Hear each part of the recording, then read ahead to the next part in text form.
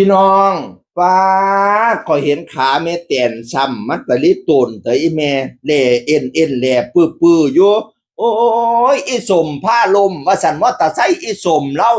จะขับรถออกไปยังแม่บัดขับรถเข้ามาแล้วเข้ามาใน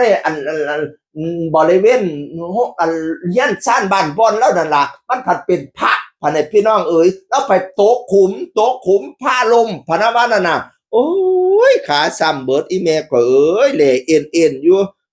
ป่านนั้นมาถ่ายคลิปสู่หมู่ฟังก็ยังหัวล้อหัวเตออยู่ค่อยล้มปานว่านั่นน่ะโอ้ยเนาะเอ้ยจะแม่นเป็นตาฮักให้เทิงเว้าเหตุการณ์สู่เขาฟังเทิงยิ้มเทิงหัวอีสมพาค่อยล้มปานว่านั่นน่ะมอเตอร์ไซค์อีสมโอ้ยตะลิโตนชาติให้แม่ก็เอ้ยเม็ดแตนเนี่ยผู้เฒ่าล้มเนาะดีละเจ็บซ้ำนั่นอีแม่เอ้ยแขนลากขาเกิงดีอยู่ผู้เฒ่าล้มให้เป็นห่วงตะโพกหักขาหักกระดูกหักนะโอ้ยรักษายากปิ้นป่วยยากค่อยไปค่อยมาเด้อบัดนี้อีแม่เอ้ยนอกจากแม่แตนล้มแล้วแม่แตนอยู่กรุงเทพพันโตกทอบัดให้เนี่ยเจ็บหัวเข่านี่ตัวน้องเพชรน้องพลอยได้มาบริบัติพัดถากอยู่บ่น่ะโอ้ยแม่ดองเขาเจ้าเจ็บพร้อมกันผู้นึงผัดเจ็บขาโตซ้ำเบิดผู้หนึ่งผัดเจ็บหัวเข่าแม่แตนแม่บอยสิริไซนั่นเจ็บขาโตอีสมรถมาตะไซอีสมผ้าลมขาโตซ้ำเบิดแม่แตนใจเกียนแสนนั่นแม่ของเองอรดีโตกทอหัวเข่าเจ็บหัวเข่าพี่น้องเอ๋ยไก่สวงให้เศร้าทั้งสองคนเด้อสองแม่ดองเอ๋ยเจ็บนะไก่ทุเล่าเจ็บเป่าไก่หายให้สวงอันคุณหมอรักษาเทวดาคุ้มครองกินอยู่กินยาเขาก็เศร้ามือเศร้าเว้นเด้อเศร้ามืออื่นข่อยบ่ถือเศร้ามือฮื้อข่อยบ่เบาคันสิเอาแท้ๆเศร้ามือนี่อีแม่เอ่ย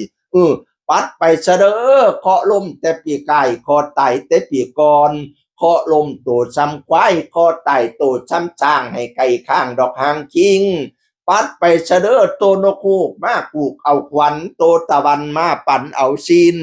ปัดไปเสดอคอเจ็บแข้งเบี่ยงซ้ายใหญ่มาใส่ทั้งขวาคอเจ็บทั้งหลังเจ็บทั้งหน้าเจ็บทั้งแขนทั้งขาทั้งหัวเข่าปัดไปเสดอคอผมเปียลงเป็นหญ้าคอจากคอผ่าเปียลงเป็นดิน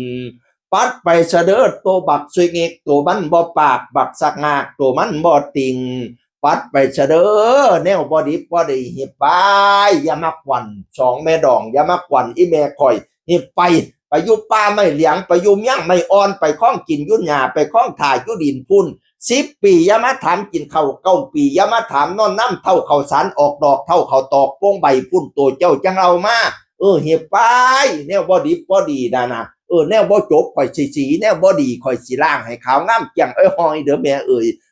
ให้หอมแย้มทุกบัดกลมให้หอมอมทุกบัดเงยแนวได้หายยาสุมาเปื้อแนวได้เหอะยาสุมาเปลี่ยนบัดให้เนี่ยนับแต่นี่เละไปแลกแหกแต่นี่ไปหน้าให้หอมย่ำทุกบาทอมให้หอมกลมทุกบาทเลยให้เจ้าแจ้งปันดาวให้เจ้าเขาปันไฟความเจ็บยาสูใดความไข่ยาสูมีให้เจ้าแข็งปันผ้าให้เจ้ากล้าปันตะวันถือแดดกะยะใหม่เป็นไข่กะยะหมองเด้ออย่าได้มนคือตองอย่าได้มองคือเท่าอย่าได้เก้าเสียสีให้วันนั่งดีสีใสสองพละกับนั่งปองไพ่ตองอย่าได้มีสุขาสุกิลนกับนั่งคนหล่นเลือนอายุยืนฮอดลอยจนชิ้นชาติชนา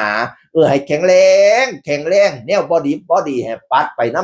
ำทาซะอีแม่ข่อยนี่ไปเด้อไปไกลๆพุ่นนี่ไปยุ่นป้าไม่เหลียงไปยุ่นยั่งไม่อ่อนพุ่นอย่ามากกวนอีแม่ข่อยทั้งสองเสียงพ่นเก่าเว้าสู่ฟังสวัสดีครับ